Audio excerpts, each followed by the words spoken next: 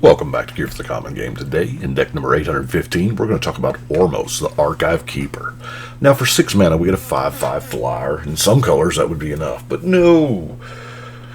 If you would draw a card while your library has no cards in it, instead you put 5 counters on this thing.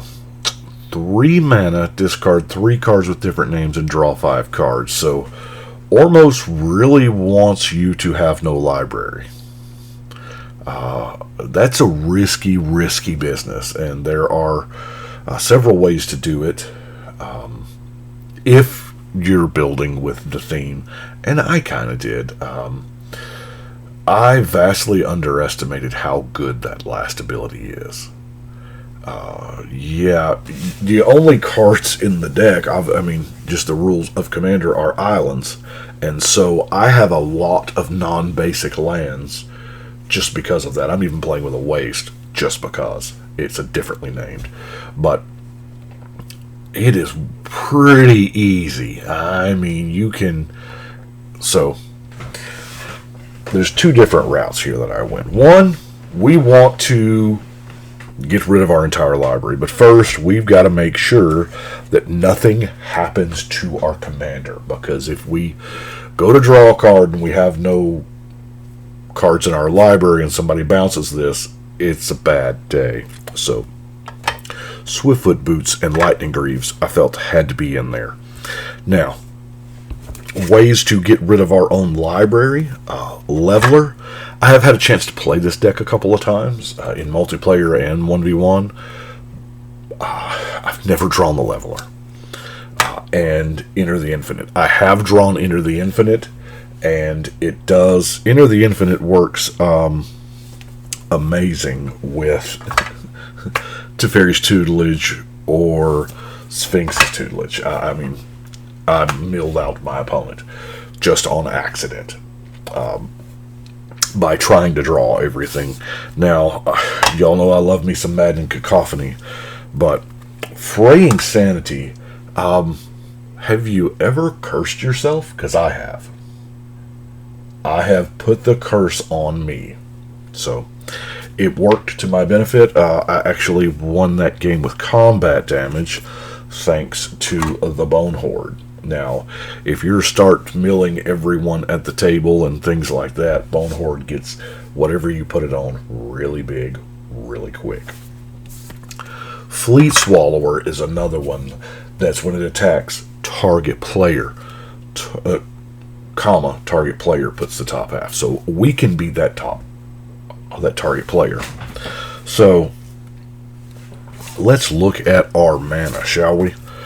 We have, there's a bunch here. Worn Power Stone. Deranged Assistant does everything we want it to do. It's a 2 mana dork in blue. Oh, sad days, you have to mill. Oh, that's fine.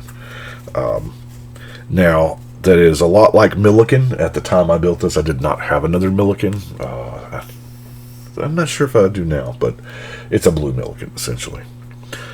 Hedron Archive, Prismatic Lens, Sky Diamond, Pristine Talisman, Mind Stone, Silver Mirror, Burnished Heart, Unstable Obelisk, doubling as some removal late game, Dreamstone Hedron, and Kevnet's Monument. I'll say again, I count this as ramp because it's a cost reducer. Now, granted, it only reduces your blue spells. I'm sorry, your blue creatures, which, yeah, we don't have a whole lot, but we do have some. We have a High Tide, and then let's go ahead and get into our blue creatures, shall we? The first one's not blue, Psychosis Crawler. This thing just has to die. Be prepared for Psychosis Crawler to get shot, because in this particular deck, Psychosis Crawler is just about an instant win. The card draw mechanic is in your commander. Yes, your commander does cost 6, but Psychosis Crawler can get really big really quickly.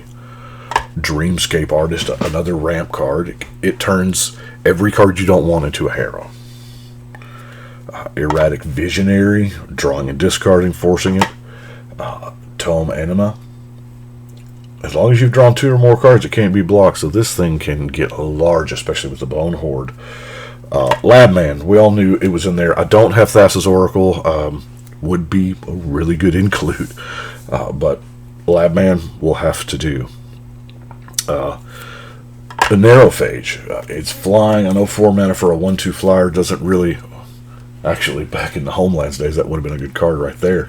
But then, draw card, it gets big. That is insane. We'll get to the card draw section here in a minute, because that's most of the deck. We got Toothy. Draw card, put a counter on it. We have a Tempsis, since we're going to have a lot of cards in hand. You know, what was Wizard Clutch? Wizard Class is amazing, too. That can be a win condition in and of itself, because... whenever you draw a card, put a 1/1 counter on target creature. Wow. But we have Kefnet, which also has a little bit of card draw built into it. And then Fogbank for just good old-fashioned blocking. Now, let's look at our card draw. There's a bunch here. Okay, we're just going to go through it. Tidings, just good old mana for cards, which most of the time tends to be what, you know, Treasure Cruise is.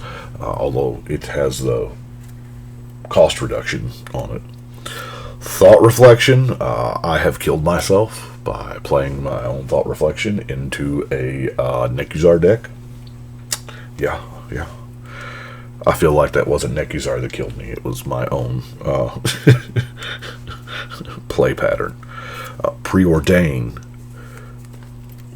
Curiosity, Windfall, Tellurian Winds, Memorial to Genius. It covers all the bases here. It's a blue mana, yeah, it comes into play tap, but it's a blue mana producer with a different name, so that we can have that for our commander. And in a pinch, you know, it's a land. In a bigger pinch, it's drawing 2 cards. Compulsive Research, Plagiarize. Now, I love Plagiarize. I think I had a chance. I think I plagiarized somebody's Wheel of Fortune, or the Suspend Wheel. I can't think of what it's called right now. But yeah, when everybody has to discard their hands and draw 7, and you just plagiarize somebody, ooh, that makes a table enemy. Another good thing is Psychic Possession.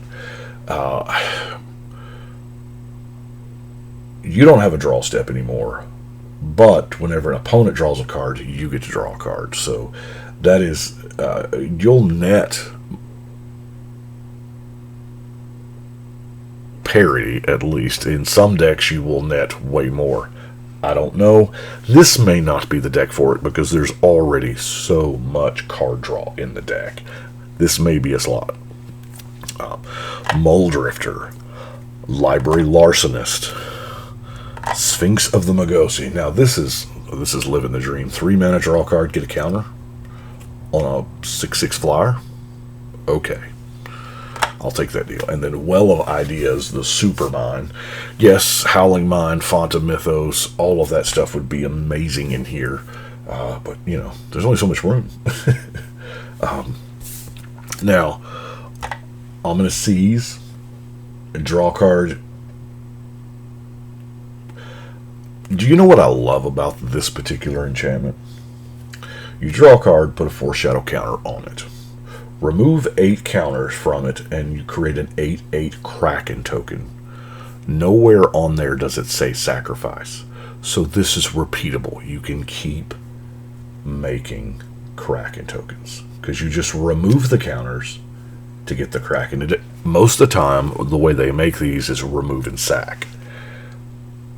Yeah, it's kind of beautiful. And, you know, it has cycling. So. I have Elixir of Immortality as a panic button, just in case I need it.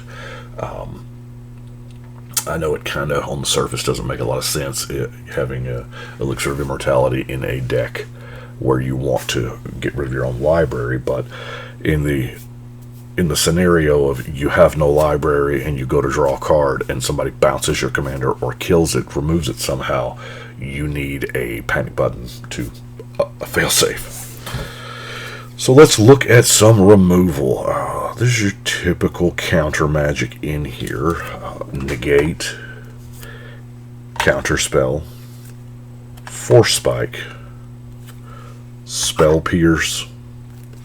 I kind of think of misdirection as kind of counter magic. I mean, it doesn't counter the spell, but the spell doesn't do what your opponents wanted it to do. So, Gale Strike, I'll admit, it's only in there because it draws a card, and it's the creature's got to be tapped, so it's not even that.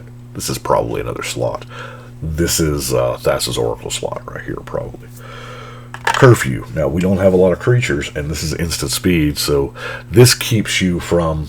I love the fact that it doesn't target, because the things like Voltron, I go to Earl the Miststalker.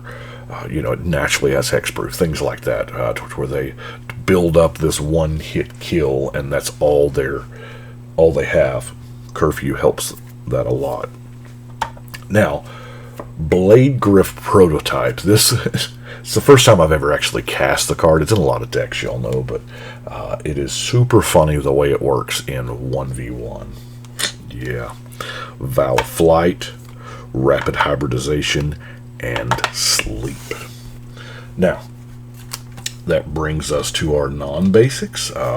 We have a bunch, but it's mainly because I wanted stuff with different names, Lonely Sandbar, Myriad Landscape, Halimar Depths, Cryptic Caves, Warped Landscape, Temple of the False God, Coral Atoll, Waste, Desert of the Mindful, Rogue's Passage, Seat of the Synod, Remote Isle, and lastly, our Reliquary Tower. So that is Ormos. I've had a lot of fun playing it. It's really, really surprised me. But let's go put it on the wall, shall we? 8:15. That is over and done. So I do appreciate y'all watching, liking, and all that stuff. Are you liking the shorts? The little one card, I don't want to say one card combos, but spotlighting old forgotten cards.